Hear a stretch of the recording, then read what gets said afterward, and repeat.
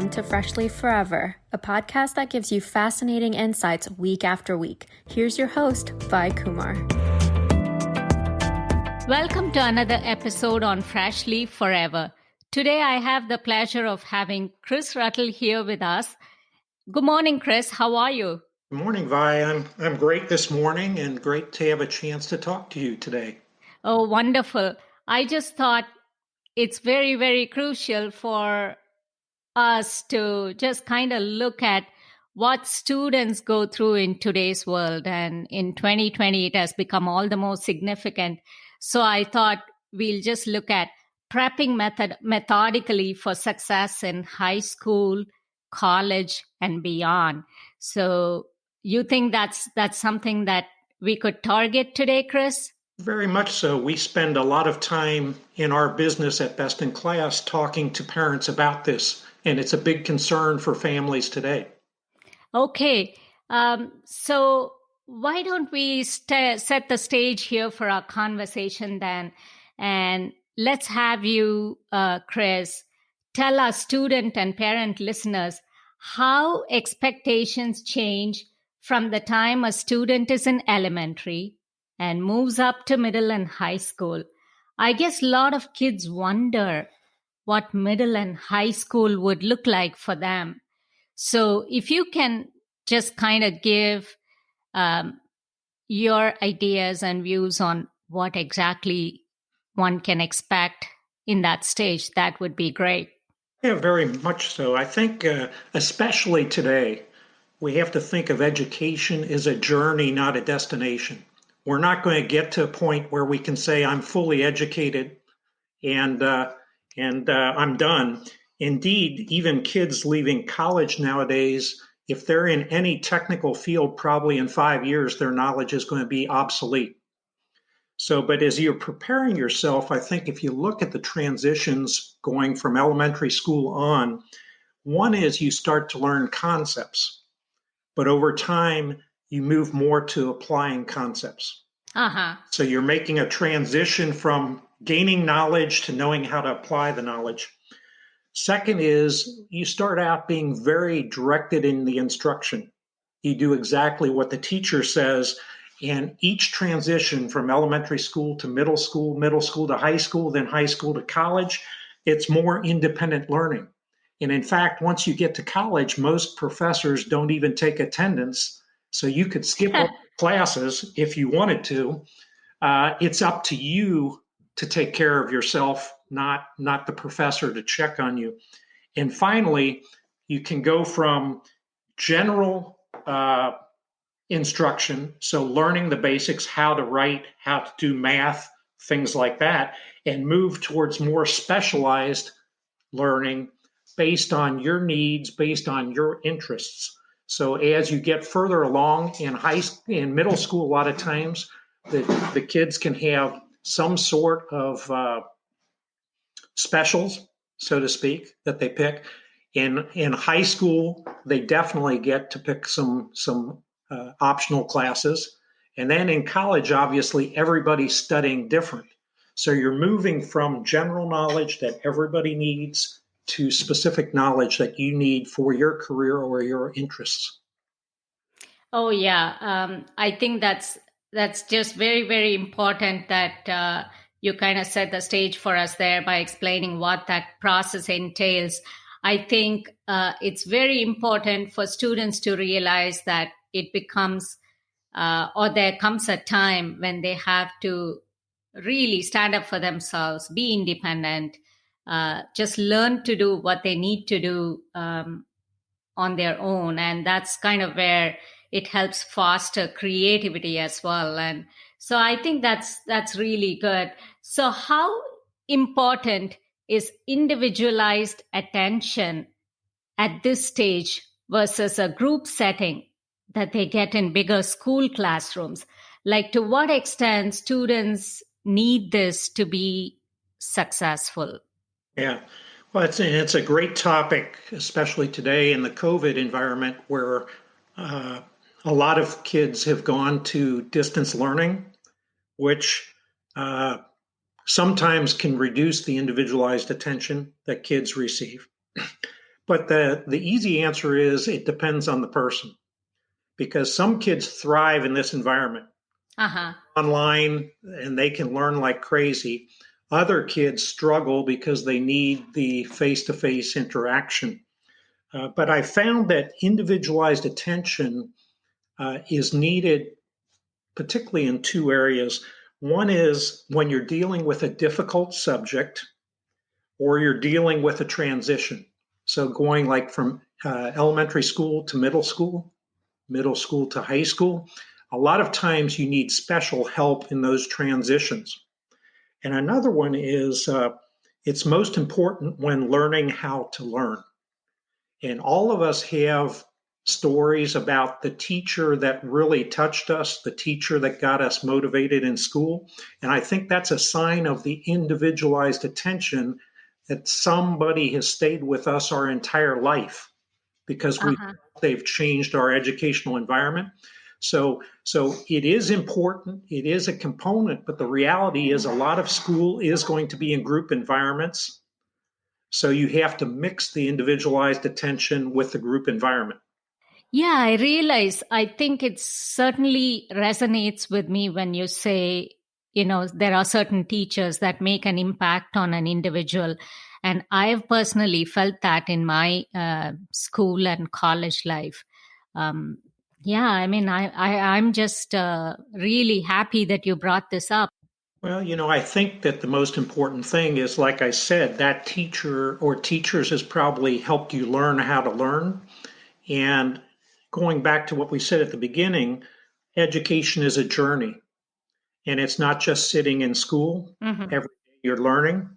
And so the teachers that equip us to be able to adapt to new circumstances and to learn how to thrive in those circumstances are the ones we remember for the rest of our lives.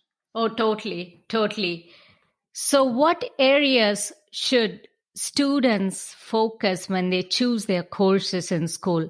What do you think can set them up for career success? I know you have reached the pinnacle in your own career. You have served as C-level executive in a couple of companies, and you have been at the top in one of the GE companies as well. So I think there's no better person to answer this than you, Chris. Well, picking courses, as a very basic level, and it may sound a little crazy, but make sure you're meeting your graduation requirements. Now, your counselor usually helps you, but at the end of the day, Georgia says you have to have a certain set of courses to graduate. You better follow that or else you won't graduate. Okay. So that's a very basic. The second is, what are your interests? And when you're younger in middle school, when you first get to pick your specials, it may just be things you like. But hopefully by the time you're into high school, you're beginning to pick things that potentially you want to do for the rest of your life. You're not making the selection permanently, but you're test driving. So if you like science, you may take more AP science courses. Or if you like literature, it may be over there. Or use extracurriculars, which are part of your education, to test out various things that you want to do. And the last thing in general, I would say, both for applying to colleges, because they look at the rigor of your classes, but for your purposes to be tested, take the highest degree of difficulty classes that you can thrive in, because you want to be challenged. Absolutely. You have to work hard. So those would be the three things that I say as far as picking classes in school, what you should be considering. Okay. So you mentioned in the context of fulfilling Georgia State's requirements, of course, we all happen to be here in Georgia, but in the context of a global scenario, say when international students come in, or even here in the United States, when people from across the country, kids tend to go to different colleges. And so I guess the bottom line is make sure they fulfill all the requirements, make sure that one challenges to the level that, possibly can demonstrate the rigor that colleges expect. And is that the message one should derive from it? Yeah, that's a good point. I had not thought about international students, and obviously there's other requirements. For example, you have to demonstrate knowledge of English. So yes, you should pay attention to those things if you come and expect to study in the United States. With regards to the U.S. states, especially if you're on a college prep track, all of the requirements to graduate are about the same and do meet most colleges' requirements. But particularly if you're going to a very selective school or a very selective program of study, you should take a look at those requirements at the college level, because sometimes they do exceed what a state requires to graduate. So when you say selective schools, we are talking the so-called top tier schools, or like the creme de la creme, like the Harvard and Stanford and the Ivy Leagues and whatnot, correct? Right. Yeah, those are very, very selective. In a lot of cases, they're accepting less than 5% of their applicants. But for example, to touch on the Georgia area here, UGA and Georgia Tech for Atlanta students are particularly selective because, among other things, they don't want to have schools that are completely full of Atlanta students. Mm-hmm. So sometimes a student that's in Macon or Valdosta that has a similar score might get accepted into UGA or Georgia Tech before an Atlanta student. So there are several parameters that come into play, and not just the fact that, okay, you are local, or it doesn't seem to come in one's favor all the time. So how is it that kids can balance course curriculum and other extracurricular activities? Like, I know you run this best in class education center in two of the suburban areas here north of Atlanta, and so you see a lot of students.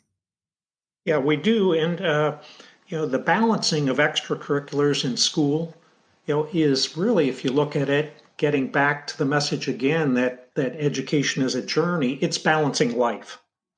And so extracurriculars fill us up or fill us out, allow us to be more individualized.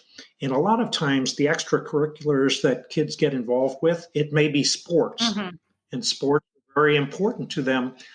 Not everybody will become a pro athlete, but a lot of times the discipline it takes in sports carries over to education.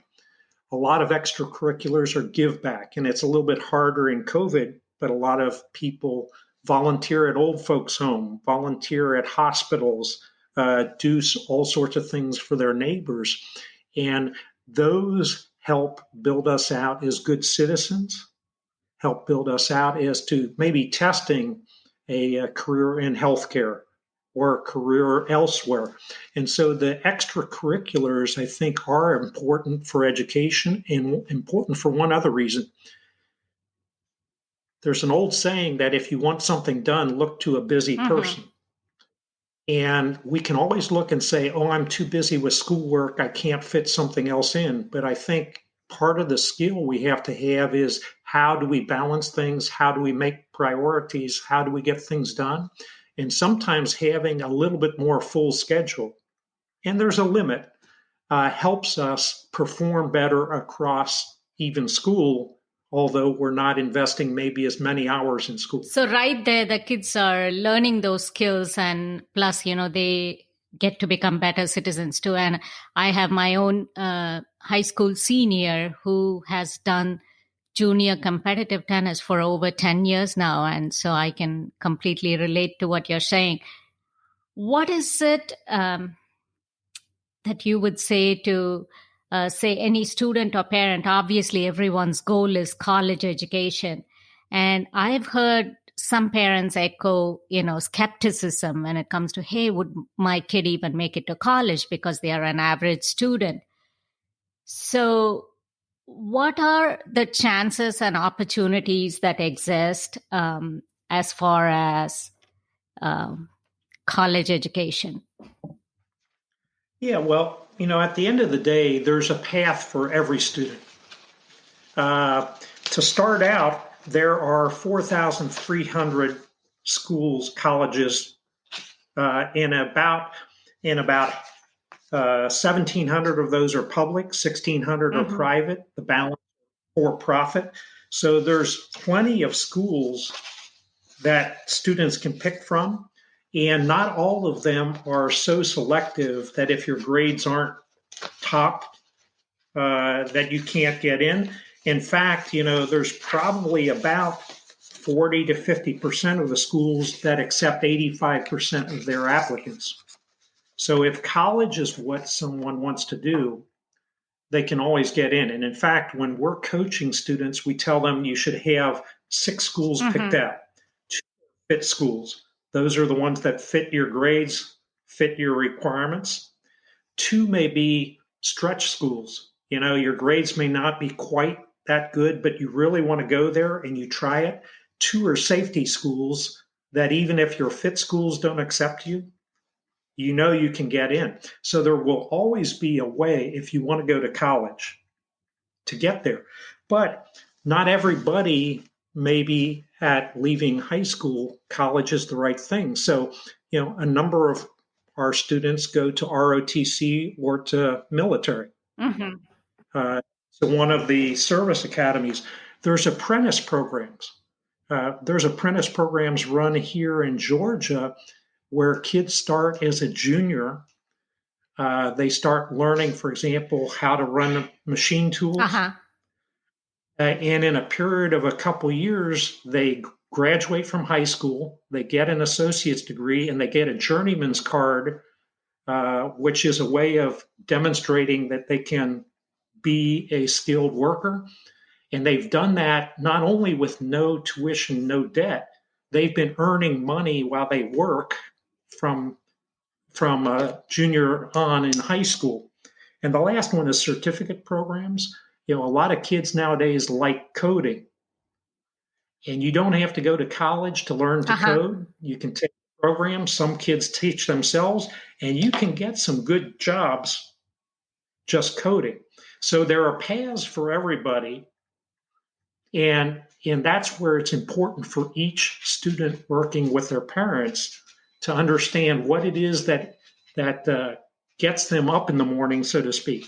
Because we got to remember, even though kids nowadays probably won't be in the same job for 40 years, okay, they will be going to work for 40 years and they better be doing things that energize them, because even if you're making good money, if you dread getting up each morning, it's not a good Oh, life. yeah, there has to be a motivating factor to do things, and very, very well said there. Um, can you give us a sense of enrollments now and how pricing has evolved over the years? I know COVID has brought added dimensions in everything. And so, how is it looking out there as far as the college scenario? Well, in a bigger stretch, if you look back 20 years, the price of higher education has risen faster than anything except healthcare. And it has exploded. And at the same time, a lot of families have chosen to take out loans to pay for these increasing costs. Mm-hmm. There's almost $1.7 trillion of student debt in the US right now. Now, the important thing to remember, of all the debt you can take on, it is the only debt that you cannot get rid of in bankruptcy. So once you take on student debt, it's with you the rest of your Mm-hmm. life. So you got to be careful with that. So, but given that framework, a lot of schools, when you look at it, they've got their what you might call their list price that you see on their website. But most kids don't pay that full price. There are all sorts of ways of getting scholarships, getting grants. Some kids get federal grants. So there's all sorts of ways of having the pricing not as bad for you. Okay. But what's also happened then, when you look at the enrollments recently, the demographics, there's less kids in the demographics now going to college. So the colleges, some of them are struggling now to get enough students. And indeed, some colleges have closed recently. They can't keep going. Okay. You add in COVID, and across the country, student enrollments this year are down 4%. For freshman classes, they're down 16%. And a lot of kids are saying, why should I go and pay that tuition for distance learning? Because most schools are doing distance learning. Interesting, in Georgia, though, our student counts are up about 4% instead of down 4%. I've seen no real studies, but my guess is since we have Hope scholarships, that a lot of Georgia students have stayed local. They're getting helped with their tuition. They're more willing to go forward in the current environment. Looking forward, though, what could happen this coming year for seniors this year, there's a bunch of kids that did not start college last September. If they decide to start this coming September, there's going to be more competition for the seats in the freshman class. Oh, I think that already has been evident. My high school senior has received some feedback from college admission counselors that, hey, okay, our enrollments or our early action applicants have skyrocketed this year. So I think with no tests being mandated, I think that has become an added complexity, if you will, in the whole college process. Back in a moment with our guest on Fresh Leaf Forever.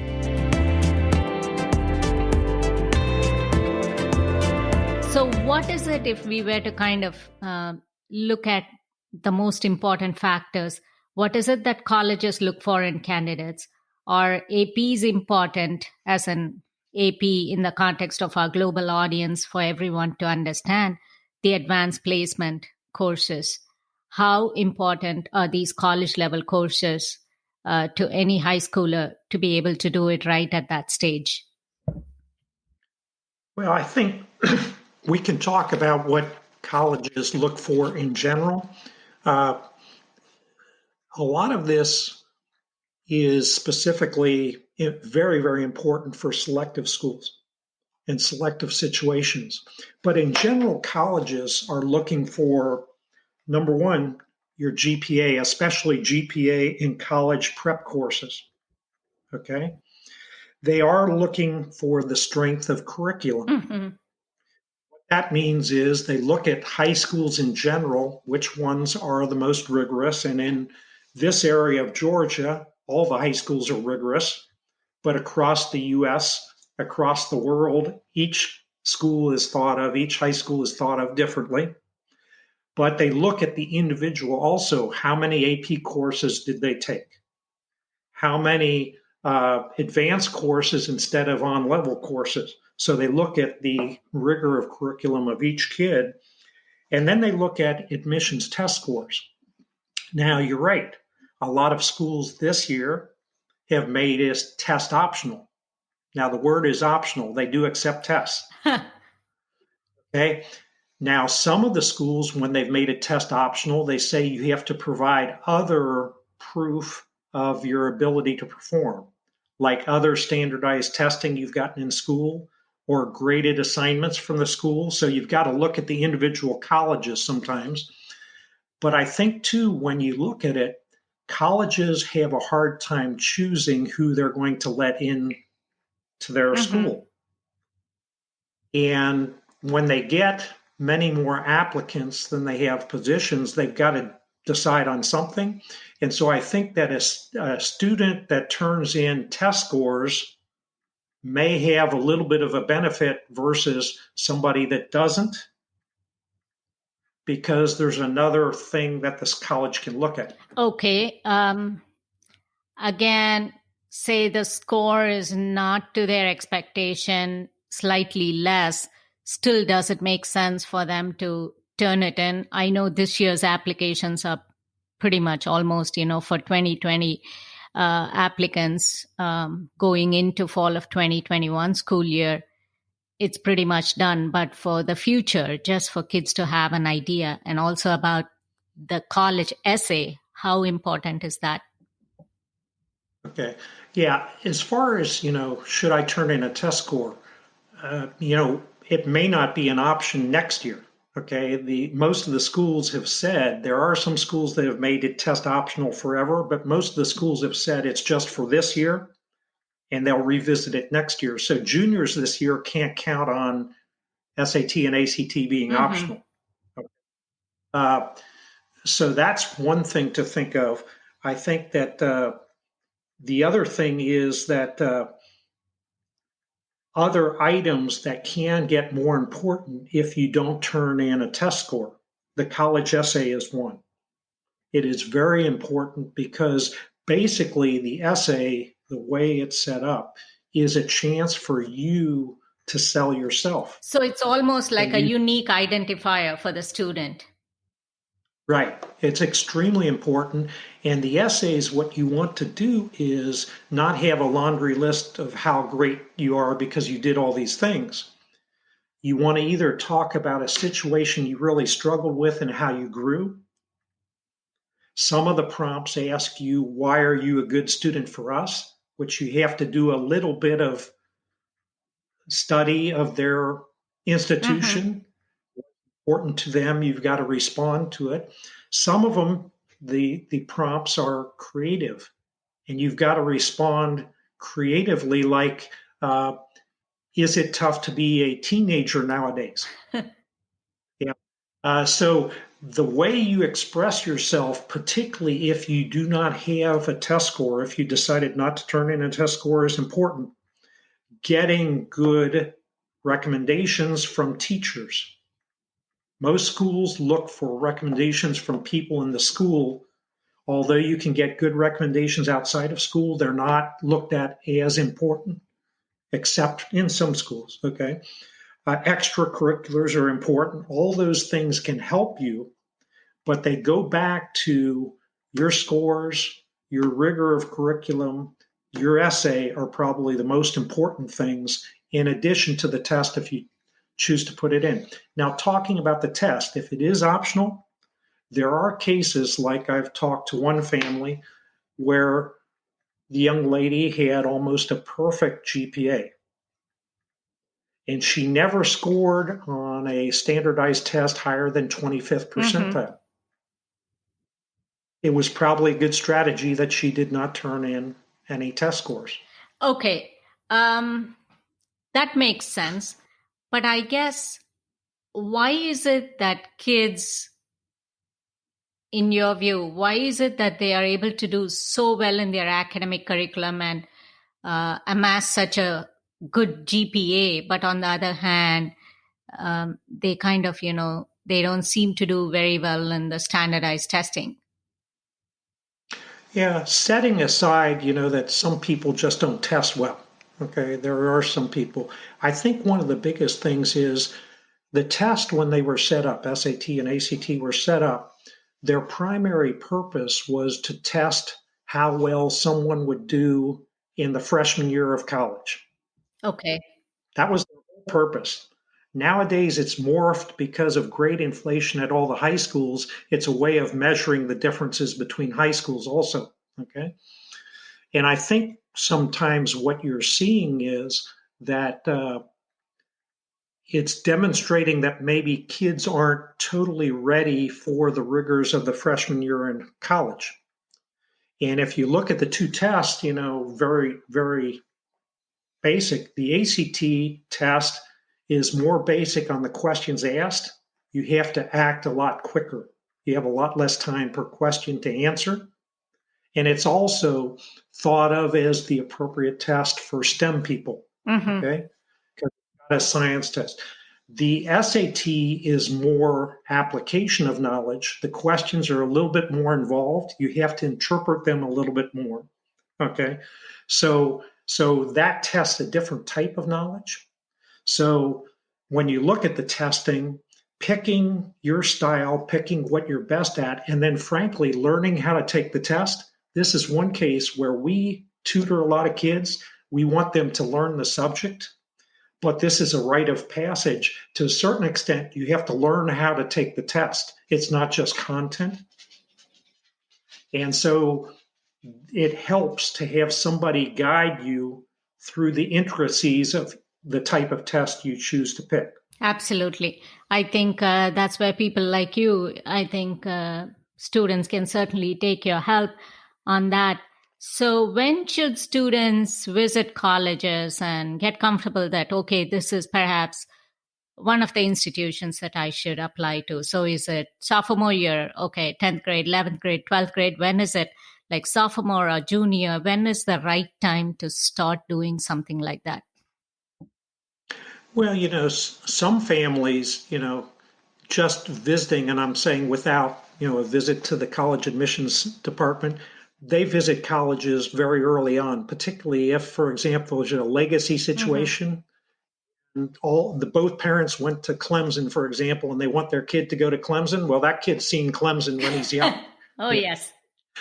But in general, I think it helps that the student has begun to understand what they want to study, because you've got to pick an institution that has a program for that. And they should begin to think, do I want to be in a big school or a small school? Do I want to be in a rural school or a city school? And if they don't know that, then visiting a series of colleges to check that off is probably good. I would say that you might want to, if the child wants to check that aspect, you might want to start like your sophomore year. But then your junior year, when you're really beginning to narrow down, and our suggestion is to the 6 schools I talked about before, junior year is when you should be visiting the 6 schools. Now, nowadays, a lot of schools don't want you on their campus. Nowadays, a lot of those visits are virtual visits. Okay, so you have to take advantage of those virtual visits. You usually have to register because the schools want to know if you're doing it. Okay, so those are good surrogates for the time being.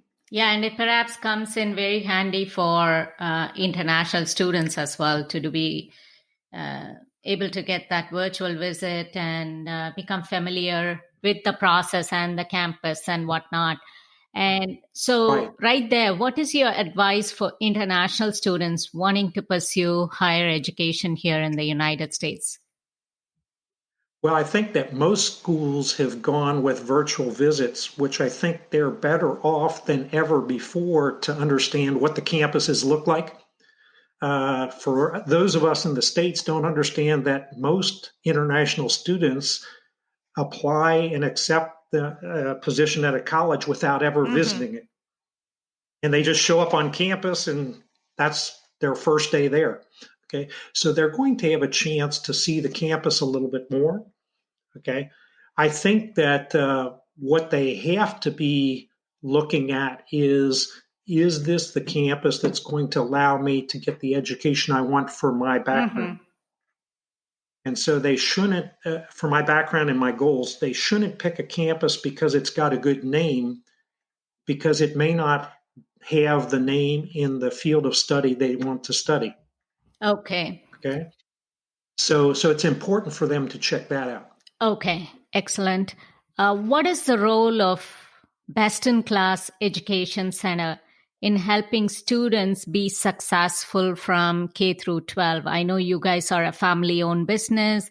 You, Molly, Carter, and Allison, your wife, son, and daughter are part of this business and running the 2 centers here in Milton and Johns Creek, Georgia. So what is the role of you guys, like basically Best in Class Education Center, in shaping students be successful right from K through 12? Well, thank you. And yes, we're a family that is very education based, even to grandparents. And we really have a passion for education and for seeing kids succeed. And so when we had a chance to start a business like Best in Class, we liked it because it has a track of math and English enrichment. So we have a curriculum that's tied to what's expected each school year, able to help reinforce the foundational skills of math and English, but with a twist. What we like about our curriculum, getting at what I said before, it's not just learning the concepts. Our curriculum applies the concepts. So, like, there's a lot of writing in English. There's a lot of word problems in math to answer, will I ever use this math in my life ever again?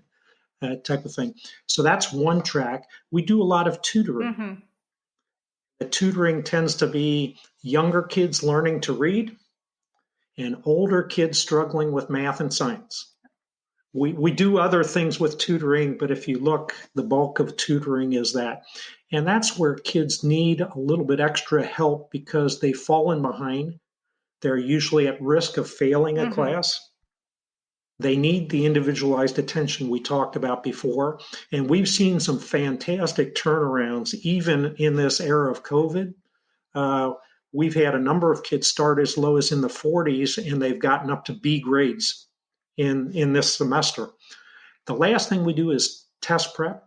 So for the older kids, we do ACT and SAT test prep. We start with a mock test. We map out what they know and don't know, and we instruct them in what they do need to know. For younger kids, we do gifted test prep. And if it's available or if it's needed, milestones test prep to help them at the end. And the last thing we do is we have a college admissions workshop. So for kids that really want to be guided through the whole process of selecting schools, making sure they fill out the application, getting help with essays, even finding scholarships, we can help them with that. Now, supporting all this, we are a sponsor to the majority of the schools in our area. So we support them financially. We support them with doing presentations to parents. We support them with, in some cases, we look at scholarship applications where the school gives scholarships to their seniors and they want somebody outside the school to look at the applications. So we do a lot of things because we want to support the local environment and help kids succeed.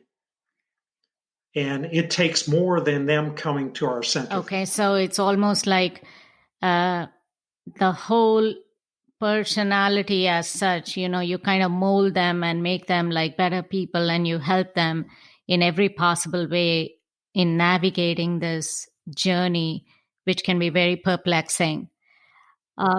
So as a takeaway from this show, what is it that you would tell students and parents? I would tell them that, number one, there's a path for every student. And don't compare your student to their cousin, to their next door neighbor, or whatever.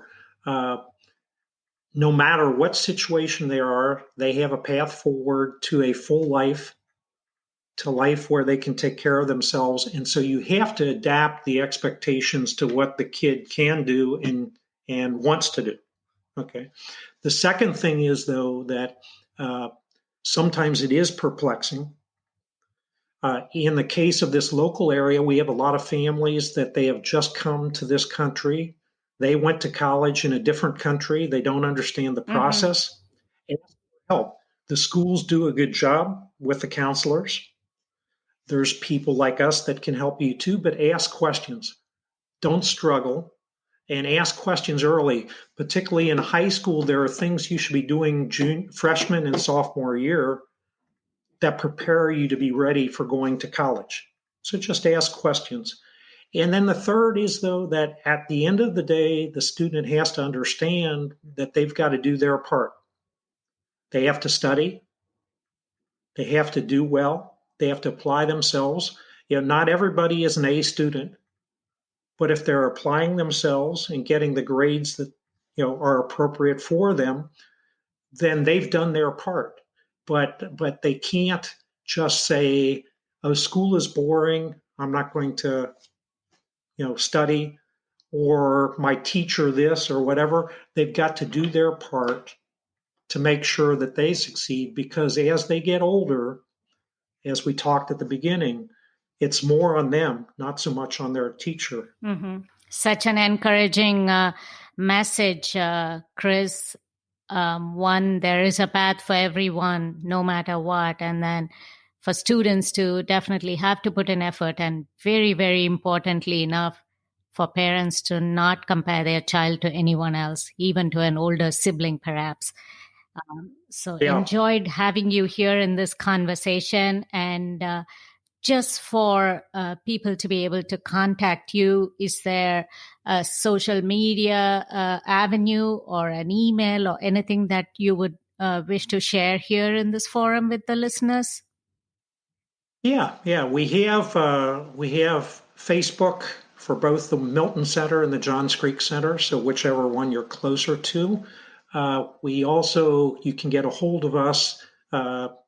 We have one phone number for both centers, 678-332-2100. Or you can get a hold of us on email, either milton@bicedu.com or johnscreek@bicedu.com.